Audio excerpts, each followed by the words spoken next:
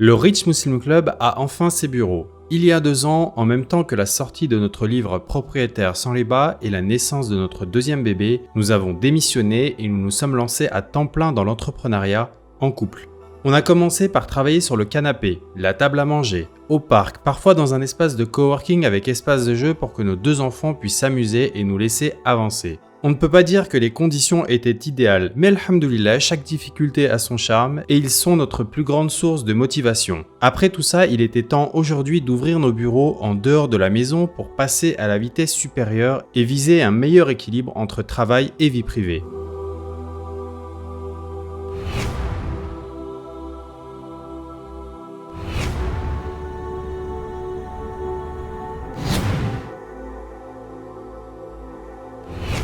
On a commencé par chercher ailleurs, on a beaucoup testé, puis on a opté pour un petit studio de 30 mètres carrés dans la tour même où nous habitons pour ne pas devoir se déplacer en voiture pour nous rendre au bureau. Notre activité croissante et le besoin d'instaurer une frontière entre vie de famille et affaires ont fait qu'il était important de passer le cap. On a visé au moins 3 choses. La productivité pour être efficient dans notre temps de travail grâce à de meilleures conditions de travail et un environnement propice à la concentration. L'organisation, être plus organisé dans notre travail en ayant un endroit dédié à chaque chose. Le travail en équipe, un endroit propice pour travailler à deux, mais aussi à distance avec toujours plus de collaborateurs, alhamdoulilah. Nous n'avons jamais montré notre foyer, mais bienvenue dans ce petit tour du propriétaire de notre bureau. Il s'agit d'une grande pièce avec 5 parties distinctes. Un canapé simple pour pouvoir changer du bureau. On l'a souhaité pas trop confortable pour favoriser l'activité et non pas la passivité. Il est aussi important pour recevoir des guests ou animer des réunions avec le coin tableau, télé, non je plaisante. C'est un Samsung The Frame qui donc ressemble à un tableau, frame en anglais. Très utile pour animer des réunions et projeter des choses intéressantes liées au travail. Et lorsqu'on ne l'utilise pas, son esthétisme s'intègre au décor de manière qui nous inspire. L'ameublement en bas permet de stocker le routeur Wi-Fi, le boîtier Connect de l'écran et enfin tout notre matériel photo, vidéo et informatique. Nous avons aussi une bibliothèque avec certains de nos livres préférés en sciences, religion ou autres, des magazines et romans qui nous ont marqués. On y stocke aussi tous nos papiers importants, bien que la majorité soit numérisée dans un espace en ligne partagé. Tiens, débat intéressant. Es-tu pour ou contre le fait de mettre tous tes papiers dans le cloud? On a aussi quelques accessoires qui donnent un peu de vie à ce coin, sans prendre trop de charge visuelle non plus. Des décorations très masculines si vous voyez ce que je veux dire. On vient ensuite au coin bureau. On remarque d'emblée 2 chaises pour un seul bureau. Oui, c'est pas très courant, je l'avoue. Pour nous permettre de travailler tous les deux en même temps. Pas d'inquiétude, le bureau est suffisamment grand, pas de coude à coude. À première vue, ce bureau est assez minimaliste et ce pour 3 raisons. Raison 1, pourquoi s'encombrer l'espace visuel avec des choses qui ne servent pas? Je parlais de productivité tout à l'heure et d'organisation. C'est important d'avoir le moins de pollution visuelle afin d'éviter toute distraction. Après, ce conseil a ses limites. Un seul onglet Netflix ou Disney+ peut ruiner une journée complète et pourtant l'onglet n'est pas bien grand. Raison 2, minimalisme égale que des objets nécessaires égale économie. Ça peut paraître trivial, mais le surplus d'objets qui n'ont pas d'utilité font vite grimper la facture. Mais surtout, génèrent de l'entretien dont on se passerait bien. Raison 3, ce bureau est une représentation de notre personnalité. Nous aimons la simplicité et détestons le superflu. Chaque chose a son utilité pour nous permettre de bien travailler. Il simplifie aussi notre câble management avec un espace en dessous pour rassembler tous les câbles et multiprises utilisés. On peut aller plus loin pour masquer tous les câbles, mais on a adopté une approche Pareto pour atteindre un résultat satisfaisant avec un temps et effort réduit. L'écran est un Samsung de 34 pouces, 21/9, incurvé avec un taux de rafraîchissement de 100 Hz. Ça fait plus que le job, c'est un plaisir d'afficher 2 écrans côte à côte par exemple, voire plus parfois. Ça nous facilite vraiment de nombreuses tâches de notre travail au quotidien. La webcam est une Logitech qui filme en HD 720p. Pour être franc, elle date de l'année 2012, elle fait encore le job. Ici, on a une lampe de bureau assez atypique. Il s'agit d'une lampe minimaliste de chez EpiBasic qui permet d'éclairer le clavier et l'espace de travail sans qu'on soit incommodé au niveau des yeux. Il est possible d'avoir 6 niveaux de couleurs allant du chaud au froid et 6 niveaux d'intensité. Ça fait donc 36 façons de s'éclairer. Il y a aussi une lampe Ikea à côté pour apporter un peu de vie et d'éclairage quand c'est un peu sombre. Nous utilisons des MacBook 16 pouces pour le travail. Le mien est de 2019, celui de madame de 2021. Mais pour le travail, particulièrement lorsque nous avons besoin d'utiliser des logiciels Adobe ou autres logiciels un peu lourds, on utilise plutôt le Mac Mini 2023 avec un CPU 10 cœurs, c'est le processeur qui exécute les instructions, un GPU de 16 cœurs, donc pour optimiser l'affichage et le rendu des images et vidéos, 16 Go de mémoire mémoire unifiée, un stockage SSD de 512 Go. Avec ça, je peux par exemple ouvrir 50 onglets Google Chrome sans accuser aucun ralentissement, à condition de ne pas me faire choper par madame qui ne supporte pas les 1001 onglets désorganisés et inutiles. Le clavier est un clavier Logitech couleur blanche Bluetooth pour éviter que des fils traînent sur le bureau. Pour l'anecdote, je l'utilise en AZERTY et madame en QWERTY. Pareillement, la souris sans fil connexion Bluetooth en aluminium. Un petit bouton à l'arrière permet d'appareiller la souris à l'ordinateur. Les haut-parleurs à l'arrière ne sont pas sans fil, je les ai trouvés design, mais malheureusement c'était soit noir et Bluetooth ou blanc avec fil. Le cœur l'a emporté sur la raison. Mon micro qui me sert actuellement pour enregistrer le son de cette vidéo est accroché à un bras articulé. Avant d'avoir ce bureau, je mettais généralement plusieurs minutes pour sortir le micro de sa sacoche, brancher tous les câbles, faire les réglages son, puis m'enregistrer. Puis ranger tout cela à la fin avant que les enfants le prennent pour un jouet de luxe. Maintenant, je n'ai qu'à le rapprocher de moi et c'est parti. Le micro est surmonté d'une isolation de la marque Marisflow qui me permet d'avoir un meilleur rendu. Malgré tout, les sons produits sont traités sur le logiciel de montage pour donner le meilleur rendu possible. Le meilleur pour la fin, le bureau est en réalité un standing desk. On peut ajuster sa hauteur pour travailler debout. Le fait de rester assis constamment favorise le surpoids, le diabète, les douleurs de dos et au cervical et la mauvaise circulation sanguine. Travailler parfois debout permet d'améliorer la posture, donne plus d'énergie et augmenterait aussi la masse musculaire. Je crois qu'avec ça, il n'y a plus besoin d'aller à la salle. La grande question c'est, est-ce que je suis plus productif? Notamment, est-ce que RMC délivre plus de contenu qu'avant? À vous d'en juger. Enfin, le dernier espace, il s'agit du balcon avec une très belle vue. C'est un endroit propice pour discuter ou se reposer. La cloison en verre permet même d'être utilisée comme tableau. Très utile pour le brainstorm. Les accessoires que je vous ai présentés contribuent à plus d'organisation et de productivité dans le travail. Mais cela ne fait pas tout. Voici quelques conseils pour mieux travailler. 1. J'établis des objectifs clairs. Quand je prends la route, je sais où je me rends en voiture. L'adresse est renseignée dans le GPS. Je me mets au travail, c'est pareil. Je sais ce que je dois délivrer dans la journée car je me fixe des objectifs SMART. 2. Je planifie ma journée. Le matin avec madame, on prend généralement quelques minutes pour prioriser et dresser une liste de toutes les tâches à accomplir. Il est important de distinguer l'important de l'urgent, c'est pourquoi nous les organisons par ordre de priorité. Ça nous aide grandement à garder le cap et éviter de perdre du temps sur des tâches moins importantes. Nous fixons pas d'heure précise pour chaque tâche, nous privilégions la flexibilité et ça marche bien mieux. 3. J'évite les distractions. Personnellement, j'ai enlevé toutes les notifications de toutes les applis, incluant WhatsApp et Instagram, qui sont les sources du plus grand nombre de sollicitations. Je ne veux pas être interrompu dans le travail que je fais. C'est le meilleur moyen de ne pas progresser, surtout quand les objectifs sont ambitieux. Les réseaux sociaux font partie de mon travail, j'y consacre une partie de ma journée pour répondre aux nombreux messages, poster le contenu, réaliser des stories, mais en des temps dédiés. 4. J'utilise différents outils de productivité pour faciliter le travail collaboratif. Il faudrait une vidéo entière pour en parler, mais ce que je pourrais dire, c'est que j'utilise beaucoup Notion, Google Drive et Todoist pour ne citer que, pour le partage d'infos et le suivi de tâches. 5. Je fais des pauses régulières, au moins toutes les 1h30 pour éviter la fatigue ou le stress, papoter avec madame sur d'autres sujets que le travail, sortir marcher dans le parc en face de l'immeuble ou juste faire une petite session de lecture de 10 minutes. Est-ce que j'ai oublié le conseil le plus important? Oui, enfin non puisque j'en parle maintenant. On va dire que le meilleur est pour la fin. On demande l'aide à Allah, on invoque pour la réussite. À bientôt.